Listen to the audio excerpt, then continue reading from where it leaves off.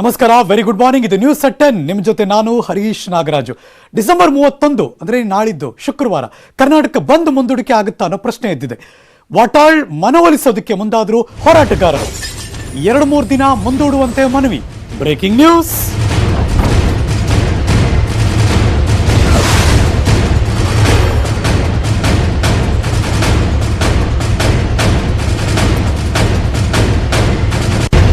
ಕಳೆದ ವಾರ ವಾಟಾಳ್ ನಾಗರಾಜ್ ಅವರ ನೇತೃತ್ವದಲ್ಲಿ ರಾಜ್ಯದ ಎಲ್ಲ ಕನ್ನಡ ಪರ ಹೋರಾಟಗಾರರು ಒಂದ್ ಕಡೆ ಮೀಟಿಂಗ್ ಮಾಡಿದ್ರು. ಡಿಸೆಂಬರ್ 31ಕ್ಕೆ ಟೈಮ್ ಫಿಕ್ಸ್ ಮಾಡಿದ್ರು. ಅವತ್ತು ಕರ್ನಾಟಕ ಬಂದ್ ಮಾಡೋಣ ಅಂತ. ಕರ್ನಾಟಕ ಬಂದ್ಗೆ ಕರೆ ಕೊಟ್ಟಿದ್ದೂ ಆಯಿತು. ಆದರೆ ಈಗ ಮುಂದೂಡಿಕೆ ಆಗುತ್ತಾ ಅನ್ನೋ ಪ್ರಶ್ನೆ ಎದ್ದಿದೆ. ಯಾಕೆ ಅಂದರೆ ಅವತ್ತು ಮಾಡಿದ್ರೆ ಸಕ್ಸಸ್ ಆಗಲ್ಲ, ಅಂದರೆ ಸಕ್ಸಸ್ ಕಾಣೋದು ಡೌಟು ಅಂತ. ಪರ ವಿರೋಧ ನಡೀತಾನೆ ಇದೆ. ವಿರೋಧ ಪಕ್ಷದಿಂದಲೂ ಬಂದ್ಗೆ ಸಹಕಾರ ಇಲ್ಲ. ವಿವಿಧ ಕನ್ನಡ ಪರ ಸಂಘಟನೆಗಳ ಮುಖಂಡರು ಕೂಡ ಇವಾಗ ಹಿಂದೇಟಾಗ್ತಿದ್ದಾರೆ. ಜನವರಿ ಮೊದಲನೇ ವಾರದಲ್ಲಿ ಬಂದ್ ಮಾಡಿದರೆ ಸೂಕ್ತ. ಆದರೆ ವಾಟಾಳ್ ಮಾತ್ರ ದಿನಾಂಕವನ್ನು ಬದಲಾವಣೆ ಮಾಡೋದಕ್ಕೆ ಸುತಾರಾಮ್ ಒಪ್ತಾ ಇಲ್ವಂತೆ. ಮನವೊಲಿಸೋದಕ್ಕೆ ಬೆಂಬಲಿಗರೀಗ ಟ್ರೈ ಮಾಡ್ತಿದ್ದಾರೆ ಅಂತ ಈ ಕ್ಷಣ ಸಿಕ್ಕಿರುವಂಥ ಮಾಹಿತಿ. ಡಿಸೆಂಬರ್ 31, ಇವತ್ತಾಗಲೇ 29 ಬುಧವಾರ, ನಾಳೆ ಬಿಟ್ಟರೆ ನಾಳಿದ್ದು ಕರ್ನಾಟಕ ಬಂದ್ಗೆ ಕರೆ ಕೊಟ್ಟಿದ್ದಾರೆ. ಆದರೆ ಈ ಬಂದ್ಗೆ ವಿರೋಧ ಪಕ್ಷದವರು ಕೈ ಜೋಡಿಸಿಲ್ಲ. ಹಲವಾರು ಕನ್ನಡ ಪರ ಸಂಘಟನೆಗಳು ಅದರ ಮುಖಂಡರು ಕೈ ಜೋಡಿಸಿಲ್ಲ. ಸೊ ಹಾಗಾಗಿ ಬಂದ್ ಯಶಸ್ಸು ಕಾಣೋದು ಡೌಟ್ ಆಗ್ಬಿಡುತ್ತೆ. ಹಿಂಗಾಗ್ಬಿಟ್ರೆ ಒಕ್ಕೊರಲ್ನ ಧ್ವನಿ ಆಗಲ್ಲ ಕನ್ನಡ ಪರ ಹೋರಾಟಗಾರರದ್ದು. ಮುಂದಿನ ವಾರಕ್ಕೆ ಇಟ್ಕೊಳ್ಳೋಣ ಅಂತ ಇವರೆಲ್ಲ ಡಿಸೈಡ್ ಮಾಡಿ ವಾಟಾಳ್ ನಾಗರಾಜ್ ಅವ್ರ ಹತ್ರ ಹೋಗಿ ರಿಕ್ವೆಸ್ಟ್ ಮಾಡ್ಕೋತಿದ್ದಾರೆ, ಮನವಿ ಮಾಡ್ಕೋತಿದ್ದಾರೆ. ಆದರೆ ವಾಟಾಳ್ ನಾಗರಾಜ್ ಅವರು ತಾವು ಈಗಾಗಲೇ ಪ್ರಕಟಿಸಿರುವ ದಿನಾಂಕದಿಂದ ಹಿಂದೆ ಸರಿಯೋ ಮಾತೇ ಇಲ್ಲ, ಅದನ್ನು ಬದಲಾವಣೆ ಮಾಡೋಕ್ಕೆ ಸುತಾರಾಮ್ ಒಪ್ತಾ ಇಲ್ಲ ಅನ್ನೋದು ಈಗ ಸಿಗ್ತಿರೋ ಮಾಹಿತಿ. ಸೊ ಹಾಗಾಗಿ ಬದಲಾವಣೆ ಆಗುತ್ತಾ ಇಲ್ವಾ, ಅಥವಾ ಏನಾದರೂ ಆಗೋಗ್ಲಿ, ಅವತ್ತು ಹೆಂಗಾದರೂ ಆಗಲಿ ಮಾಡೇ ಮಾಡ್ತೀವಿ ಅಂತ ಪಟ್ಟು ಹಿಡಿತಾರಾ, ಇದೆಲ್ಲವೂ ಈಗಿರುವಂಥ ಪ್ರಶ್ನೆ. ಗೊತ್ತಾಗಬೇಕಲ್ಲ ಇವತ್ತಷ್ಟೊತ್ತಿಗೆ. ಇನ್ನೂ ಡೌಟಲ್ಲೇ ಇದ್ದರೆ ಈಗಲೂ ಕ್ವಶನ್ ಮಾರ್ಕಲ್ಲೇ ಓಡಾಡ್ತಿದ್ರೆ, ಪ್ರಶ್ನಾರ್ಥಕ ಚಿಹ್ನೆ ಆಗಿ. ಇನ್ನೀರು ಉಳ್ಕೊಂಡ್ರೆ ನಾಳೆ ಒಂದೇ ದಿನ ಎಲ್ಲರಿಗೂ ರೀಚ್ ಆಗಬೇಕು. ಮಾಡಲ್ವಂತೆ ಅಂದರೆ ಮುಗಿತು ಕತೆ. ಮಾಡ್ತೀವಿ, ಎಸ್ ಹೌದಾ ಅನ್ನುವ ಒಂದು ಪಕ್ಕಾ ಮಾಹಿತಿ ಬೇಕು. ಸೊ ಹಾಗಾಗಿ ಇದುವರೆಗೂ ಕೂಡ ಒಂದು ಪ್ರಶ್ನಾರ್ಥಕ ಚಿಹ್ನೆ ಆಗಿ ಓಡಾಡ್ತಾ ಇದೆ ಕರ್ನಾಟಕ ಬಂದ ವಿಚಾರ. ಇಲ್ಲ ಡಿಸೆಂಬರ್ 31, ಇಲ್ಲ ಜನವರಿ ಮೊದಲನೇ ವಾರಕ್ಕೆ ಮುಂದೆ ಹೋಗ್ಬೇಕಷ್ಟೆ. ಇದು ವಾಟಾಳ್ ನಾಗರಾಜ್ ಅವರಿಗೆ ಬಿಟ್ಟ ವಿಚಾರ. ಈಗ ಎಲ್ಲ ಕನ್ನಡ ಪರ ಹೋರಾಟಗಾರರು MES ಪುಂಡಾಟವನ್ನು ಖಂಡಿಸಿ MES ಅನ್ನು ಈ ರಾಜ್ಯದಿಂದ ಬ್ಯಾನ್ ಮಾಡಬೇಕು ಅನ್ನುವ ಒತ್ತಾಯವನ್ನು ಮಾಡ್ತಾ ಸರ್ಕಾರದ ಮೇಲೆ ಆಕ್ರೋಶ ವ್ಯಕ್ತಪಡಿಸಿ 31ನೇ ತಾರೀಕು ಡಿಸೆಂಬರ್, ಈ ವರ್ಷದ ಕೊನೆ ದಿವಸ ಶುಕ್ರವಾರ ಕರ್ನಾಟಕ ಬಂದ್ಗೆ ಅವರೆಲ್ಲರೂ ಕೂಡ ನಿರ್ಧಾರ ಮಾಡಿದರು ಮೀಟಿಂಗ್ನಲ್ಲಿ. ಅದಾದ ನಂತರ ಆದಂತಹ ಬೆಳವಣಿಗೆ ಈ 4-5 ದಿವಸದಲ್ಲಿ ವಿರೋಧ ಪಕ್ಷದವರು ಸಹಕಾರ ಕೊಡ್ತಿಲ್ಲ ಮತ್ತು ವಿವಿಧ ಕನ್ನಡ ಪರ ಸಂಘಟನೆಗಳು ನಮ್ಮ ಜೊತೆ ಇಲ್ಲ, ಹಾಗಾಗಿ ಅದನ್ನು ಬದಲಾವಣೆ ಮಾಡೋಣ ಅಂತ ಅದನ್ನು ಮೀರಿ ಮಾಡಿದ್ದೆ ಆದಲ್ಲಿ ನಮಗೆ ಯಶಸ್ಸು ಸಿಗೋದು ಡೌಟು, ಅನುಮಾನ ಅನ್ನೋ ಆಯಾಮದಲ್ಲಿ ವಾಟಾಳ್ ನಾಗರಾಜ್ ಅವರ ಮನವೊಲಿಸೋ ಪ್ರಯತ್ನ ನಡೀತಾ ಇದೆ. ವಾಟಾಳ್ ನಾಗರಾಜ್ ಇದುವರೆಗೂ ಒಪ್ಪಿಲ್ವಂತೆ. ಅವರು ಒಪ್ತಾರಾ ಇಲ್ವಾ, ಏನಾಗುತ್ತೆ ಅನ್ನೋದು ಈಗಿರುವಂಥ ಕುತೂಹಲ.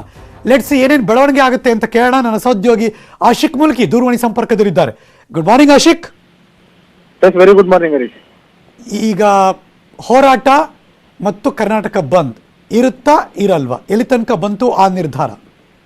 ಅಂದ್ರೆ ಈಗ ನಮಗೆ ಸಿಕ್ಕಿರುವಂತ ಮಾಹಿತಿ ಏನು ಅಂತಂದ್ರೆ, ಕಳೆದ 2 ದಿನಗಳಿಂದ ವಾಟಾಳ್ ನಾಗರಾಜ್ ಅವರ ನೇತೃತ್ವದಲ್ಲಿ ಏನೋ ಒಂದು ಕನ್ನಡ ಪರ ಒಕ್ಕೂಟ ಅಂತ ಈಗಾಗಲೇ ಒಂದು ಸಮಿತಿ ರಚನೆ ಆಗಿದೆ. ಈ ಸಮಿತಿಯಲ್ಲಿ ಬಹಳಷ್ಟು ಅಪಸರಗಳು ಕೇಳಿ ಬರ್ತಾ ಇರುವಂತದ್ದು. ಒಂದ್ ಕಡೆಯಿಂದ ಕರವೇ ನಾರಾಯಣ ಗೌಡ್ರಿಂದ ಯಾವುದೇ ರೀತಿಯಾದಂತಹ ಬೆಂಬಲ ಈ ಒಂದು ಕರ್ನಾಟಕ ಬಂದ್ಗಿಲ್ಲ. ಜೊತೆಗೆ ಕರವೇ ಪ್ರವೀಣ್ ಶೆಟ್ಟಿ ಕೂಡ ಕುಶಲತೆಯಿಂದ ಇದ್ದಾರೆ. ಅವ್ರಿಗೂ ಕೂಡ ಏಕಾಏಕಿಯಾಗಿ ಅಂದ್ರೆ ಎಲ್ಲರನ್ನೂ ಕೂಡ ವಿಶ್ವಾಸಕ್ಕೆ ತೆಗೆದುಕೊಂಡು ಈ ರೀತಿಯಾದಂತ ನಾರಾಯಣ್ ಗೌಡ್ರು ಅವತ್ತು ಮೀಟಿಂಗ್ ಅಲ್ಲೂ ಇರ್ಲಿಲ್ಲ, ಬಟ್ ಬೇರೆಯವರೆಲ್ಲ ಇದ್ರಲ್ಲ, ಅವರೆಲ್ಲರೂ ಜೈ ಅಂದ್ರಲ್ಲ, ಅವರೆಲ್ಲ ಇಲ್ವಾ? ಅಂದ್ರೆ ಮೀಟಿಂಗ್ ಅಲ್ಲಿ ಇರಲಿಲ್ಲ ಅಂದ್ರೆ ಅವ್ರನ್ನ ಕರೆದಿಲ್ಲ ಅನ್ನೋದು ಅವ್ರ ಕಡೆಯಿಂದ ಇರುವಂತ ತಕರಾರು. ಇನ್ನು ಮೀಟಿಂಗ್ ಅಲ್ಲಿ ಇದ್ದವರು ಕೂಡ ಈಗ ಒಂದ್ ಸ್ವಲ್ಪ ಹಿಂದೇಟ್ ಹಾಕ್ತಿದ್ದಾರೆ. ಇದ್ರ ಬಗ್ಗೆ ವಾಟಾಳ್ ನಾಗರಾಜ್ ಅವರಿಗೆ ಮನವರಿಕೆ ಮಾಡುವಂತ ಪ್ರಯತ್ನಗಳು ಕೂಡ ಆಗ್ತಾ ಇದೆ. ಈಗಾಗಲೇ ನೂರಾರು ಸಂಘಟನೆಗಳು, ಸಣ್ಣ ಪುಟ್ಟ ಕನ್ನಡ ಪರ ಸಂಘಟನೆಗಳು ಸೇರಿ ಒಂದು ಒಕ್ಕೂಟ. ಜಸ್ಟ್ ಹೋಲ್ಡ್, ಬಿಕಾಸ್ ನಮ್ಮ ಜೊತೆ ಸ್ವತಃ ಕರ್ನಾಟಕ ರಕ್ಷಣಾ ವೇದಿಕೆಯ ಪ್ರವೀಣ್ ಶೆಟ್ರು ದೂರವಾಣಿ ಸಂಪರ್ಕದಲ್ಲಿದ್ದಾರೆ. ಸರ್ ನಮಸ್ಕಾರ ಸರ್. ಮತ್ತೆ ರೀಕನೆಕ್ಟ್ ಮಾಡೋಣ, ಅವ್ರ ಕಾಲ್ ಕಟ್ ಆಯ್ತು. ಆಶಿಕ್ ಇದೆಯಾ, ಕೇಳಿಸ್ತಿದ್ಯಾ? ಟ್ರೈ ಮಾಡಿದ್ವಿ ಪ್ರವೀಣ್ ಶೆಟ್ರಿಗೆ, ಫೋನ್ ರಿಸೀವ್ ಮಾಡಿದ್ರು ಅಂತ ಗೊತ್ತಾಯ್ತು, ಮತ್ತೆ ರೀಕನೆಕ್ಟ್ ಮಾಡೋಣ. ಬಟ್ ಟೆಲ್ ಮಿ, ಈಗ ಅಲ್ಲಿ ಇದ್ದವ್ರು ಯಾಕೆ ಅಪಸ್ವರ? ಅಂದ್ರೆ ಈಗ ಡಿಸೆಂಬರ್ 31 ಅಂತಂದ್ರೆ ವರ್ಷಾಚರಣೆಯ ಸಂದರ್ಭ. ಈ ಸಂದರ್ಭದಲ್ಲಿ ನಮಗೆ ಬೆಂಬಲ ಸಿಗುವಂತದ್ದು ಬಹಳ ಅನುಮಾನ ಅಂತ ಹೇಳಲಾಗ್ತಾ ಇದೆ. ಈ ಹಿನ್ನೆಲೆಯಲ್ಲಿ ಒಂದು ವೇಳೆ ಈ ಕರ್ನಾಟಕ ಬಂದ್ ಏನಾದ್ರೂ ಫೇಲ್ಯೂರ್ ಆದ್ರೆ ನಮಗೆ ಕನ್ನಡ ಪರ ಹೋರಾಟಗಾರರಿಗೆ ಜೊತೆಗೆ ನಾಯಕರುಗಳು ಕೂಡ ಒಂದು ಮುಖಭಂಗ ರೀತಿಯಲ್ಲಿ ಆಗುತ್ತೆ. ಹೀಗಾಗಿ ಈ ಒಂದು 31ಕ್ಕೆ ಅನ್ನುವಂತ ಒಂದು ದಿನಾಂಕ ಏನಿದೆ ಇದನ್ನು ಸ್ವಲ್ಪ ಮಟ್ಟಿಗೆ ಒಂದು 3-4 ದಿನ ಮುಂದೂಡಿ ಜನವರಿ ಮೊದಲ ವಾರದಲ್ಲಿ ಒಂದು ಬಂದ್ ಮೀಟಿಂಗ್ ಅಲ್ಲಿ ಯಾರೋ ಒಬ್ಬ ನಿಂತ್ಕೊಂಡು ಈ ಬಂದ್ ಬೇಡ ಅಂದಿದ್ದಕ್ಕೆ ಇರೋ ಬರೋರೆಲ್ಲ ನಿಂತ್ಕೊಂಡು ಅವ್ರನ್ನ ತರಾಟೆ ತೆಗೆದುಕೊಂಡ್ರಲ್ಲ, ಇವಾಗ ಯಾಕೆ ಇವರೇ ಹಿಂದೆಟಾಕ್ತಿಬೇಕಾದ್ರೆ? ಅಂದ್ರೆ ಇದು ಮೇಲ್ಸ್ತರದಲ್ಲಿರುವಂತಹ ನಾಯಕರ ಒಂದು ತೀರ್ಮಾನ ಅಲ್ಲ, ಒಟ್ಟಾರೆ ಬೆಂಬಲಿಗರು ಮತ್ತು ಈ ಸಣ್ಣ ಪುಟ್ಟ ಸಂಘಟನೆಗಳೇನಿದ್ದಾವೆ ಅವ್ರು ಹೇಳ್ತಾ ಇರುವಂತದ್ದು. ಅಂದ್ರೆ ಈಗಾಗ್ಲೇ ಹೋದ್ಸಲ ಮೀಟಿಂಗ್ ಆದಾಗ್ಲೂ ಕೂಡ ಈ ರೀತಿಯಾದಂತಹ ಮಾತುಗಳು ಬಂದಿತ್ತು. ಆದ್ರೆ ವಾಟಾಳ್ ನಾಗರಾಜ್ ಆಗಿರ್ಬೋದು, ಸಾರಾ ಗೋವಿಂದ ಆಗಿರ್ಬೋದು, ಇವರ ಮಾತುಗಳಿಗೆ ಗೌರವವನ್ನು ಕೊಟ್ಟು ಇತರೆ ಸಣ್ಣ ಪುಟ್ಟ ನಾಯಕರುಗಳು ಮತ್ತು ಲೆಟ್ ಮಿ ಆಸ್ಕ್, ನಾನು ನೇರವ ಪ್ರಶ್ನೆ ಕೇಳ್ತೀನಿ. ಈ ಹಿಂದೆ ಸರಿಯುವಂಥ ಮನಸ್ಥಿತಿಗೆ ಬರುವಂಥ ಈ ನಾಯಕರು ಅವರ ಮೇಲೆ ಈ ಒಂದು ವಾರದ ಗ್ಯಾಪ್ ಅಲ್ಲಿ ಯಾರ್ದಾರು ಇನ್ಫ್ಲೂಯೆನ್ಸ್ ಆಯ್ತಾ, ಎಸ್ಪೆಷಲಿ ರಾಜಕಾರಣಿಗಳು ಅಥವಾ ರಾಜಕೀಯವಾಗಿ? ಅಂದ್ರೆ ಇಲ್ಲಿ ಪ್ರಮುಖವಾಗಿ ನಾವು ಗಮನಿಸಬೇಕಾಗಿರೋ ಅಂಶ ಏನು ಅಂತಂದ್ರೆ, ಅವರೇ ಹೇಳಿರೋ ಪ್ರಕಾರ ನಮ್ಮ ಈ ಕರ್ನಾಟಕ ಬಂದ್ ಏನಿದೆ ಇದು ರಾಜ್ಯದ ಬಂದು, ಇದು ಕನ್ನಡ ನೆಲ ಜಲ ಭಾಷೆ ಉಳಿಸ್ಕೊಳ್ಳೋಕಾಗಿರುವಂತ ನಾವು ಹೋರಾಟ ಮಾಡ್ತಾ ಇರುವಂತ ಬಂದು. ಇದೇ ಬಂದಿಗೆ ವಿರೋಧ ಪಕ್ಷಗಳಾಗ್ಲಿ ಅಥವಾ ನೇರವಾಗಿ ಹೇಳೋದಾದ್ರೆ JDS ಆಗ್ಲಿ ಕಾಂಗ್ರೆಸ್ ಆಗ್ಲಿ ಯಾರು ಕೂಡ ನಮ್ಗೆ ಅಧಿಕೃತವಾಗಿ ಯಾವುದೇ ರೀತಿಯಾದ ಬೆಂಬಲವನ್ನ ಕೊಟ್ಟಿಲ್ಲ.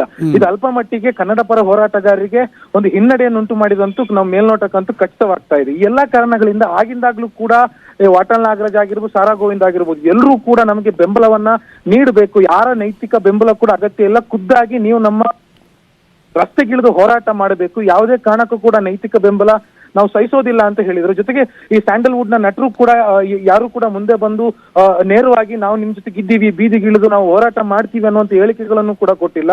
ಆ ಸಂದರ್ಭದಲ್ಲೇ ಈ ರೀತಿಯಾದಂತಹ ಒಂದು ಮುಂದೂಡಿಕೆ ಬಗ್ಗೆ ಒಂದು ತೆರೆಮರೆಯಲ್ಲಿ ಚರ್ಚೆ ಕೂಡ ಆಗ್ತಿತ್ತು. ಆದ್ರೆ ಇದೀಗ ಅದು ನೇರವಾಗಿ ವಾಟಾಳ್ ನಾಗರಾಜ್ ಹತ್ರ ಹೋಗಿ ಅವರನ್ನ ಒಂದು ಮನವೊಲಿಸಿ ಒಂದು ಡಿಸೆಂಬರ್ 31ಕ್ಕೆ ನಡೀತಾ ಇರುವಂತ ಕರ್ನಾಟಕ ಬಂದಿದೆ ಇದನ್ನ ಮುಂದೂಡೋದಕ್ಕೆ ಎಲ್ಲಾ ಪ್ರಯತ್ನಗಳು ಎಲ್ಲಾ ಚರ್ಚೆಗಳು ನಡೀತಾ ಇರುವಂತದ್ದು. ಆಶಿಕ್ ಮುಲ್ಕಿ, ಇತಿಹಾಸದಲ್ಲಿ ವಾಟಾಳ್ ನಾಗರಾಜ್ ಅವರು ಯಾರು ಇಲ್ದಿದ್ದಾಗ 4 ಜನ ವಿಧಾನಸೌಧ ಮುಂದೆ ಮೈಸೂರು ಬ್ಯಾಂಕ್ ಸರ್ಕಲ್ ಅಲ್ಲಿ ಅಥವಾ KR ಸರ್ಕಲ್ ಅಲ್ಲಿ ಅವರೇ ನಿಂತು ಪ್ರತಿಭಟನೆ ಮಾಡಿದ ಉದಾಹರಣೆಗಳು ತುಂಬಾ ಇದೆ. ಸೊ ನಿಮ್ಗೆ ಅನ್ಸುತ್ತಾ ಇಲ್ಲಪ್ಪ ವಾಟಾಳ್ ನಾಗರಾಜ್ ಕನ್ವಿನ್ಸ್ ಆಗ್ಬಿಡ್ತಾರೆ ಇದಕ್ಕೆ, ಹೌದು ಒಪ್ಕೊಂಡು ಮುಂದಕ್ಕೆ ಹೋಗ್ತಾರೆ ಅಂತ ಅನ್ಸುತ್ತಾ, ಇಲ್ಲ ಸ್ಟಿಕ್ ಆನ್ ಆಗ್ತಾರ? ಅಂದ್ರೆ ವಾಟಾಳ್ ನಾಗರಾಜ್ ಹತ್ರ ಮಾತಾಡುವಂತ ಪ್ರಯತ್ನ ಮಾಡಿದ್ವಿ. ಈಗಾಗ್ಲೇ ಅವ್ರು ಹೇಳ್ತಾ ಇರುವಂತದ್ದು ಇದ್ರ ಬಗ್ಗೆ ನಾನು ಆಮೇಲೆ ಮಾತಾಡ್ತೀನಿ ಅನ್ನುವಂತ ಮಾತನ್ನ ಹೇಳ್ತಾ ಇರುವಂತದ್ದು. ಅಂದ್ರೆ ನೀವ್ ಹೇಳ್ದಾಗೆ ಇಂದಿನ ಇತಿಹಾಸಗಳನ್ನ ನೋಡೋದಿದ್ರೆ 4 ಜನರನ್ನ ಅಥವಾ ಸ್ವತಃ ವಾಟಾಳ್ ನಾಗರಾಜ್ ಅವರೇ ಏಕಾಂಗಿಯಾಗಿ ಹೋರಾಟ ಮಾಡಿರುವಂತ ಉದಾಹರಣೆಗಳು. ಆದ್ರೆ ಈ ಬಾರಿ ಹಾಗಲ್ಲ. ಈ ಬಾರಿ ಅಂದ್ರೆ ಇದೊಂದು ಅಂತಾರಾಜ್ಯ ಮಟ್ಟದಲ್ಲಿ ನಡೀತಾ ಇರುವಂತ ಒಂದು ಸಂಘರ್ಷ, ಒಂದು ರಾಜ್ಯ ಮತ್ತು ಮತ್ತೊಂದು ರಾಜ್ಯಕ್ಕೆ ನಡೀತಾ ಇರುವಂತ ಸಂಘರ್ಷ. ಹೀಗಾಗಿ ಈ ಬಾರಿ ಯಾವ ರೀತಿಯಾದಂತಹ ನಿಲುವು ಅವರು ತೆಗೆದುಕೊಳ್ತಾರೆ ಅನ್ನೋದನ್ನ ಕಾದ್ ನೋಡ್ಬೇಕಾಗುತ್ತೆ ಹರೀಶ್ ನಾಗರಾಜ್.